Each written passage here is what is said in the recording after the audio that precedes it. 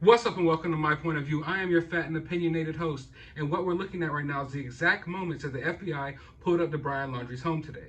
And in an official statement made by Brian Laundrie's lawyer, he said that the FBI showed up to collect some items from Brian Laundrie's family so that they can extract DNA evidence. Now, this hunt for Brian Laundrie has been going on for over a week now, and the FBI and the police have raided Brian Laundrie's home multiple times. They've searched all around the premises, and I have to believe that they would have collected the DNA evidence that they needed by now. They should have already had items that they could extract DNA evidence from for their search for Brian Laundrie and for this whole, investigation into the murder of Gabby Petito.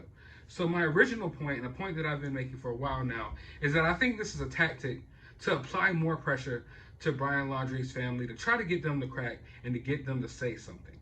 But if it's not, and they waited this long to get the DNA evidence, what was it about today that made them come today? They didn't come yesterday. They're not coming tomorrow. Why today?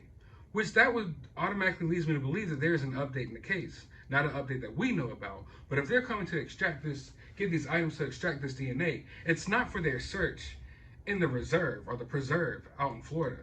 It has to do with the autopsy of Gabby Petito. That's what I would believe. So they're coming to extract some DNA to see if it can match some other DNA evidence that they have. Now, what they're trying to match it to, I'm not sure. Maybe there's some DNA left at the scene of the crime where Gabby's body was found. Obviously, I'm sure there's some Brian Laundrie's DNA on Gabby, the boyfriend and girlfriend who were traveling with each other across the country. That's not too hard to assume. Maybe there's some DNA evidence within the van, or maybe there's some DNA evidence within some other murder cases that are going on around the area. Who knows?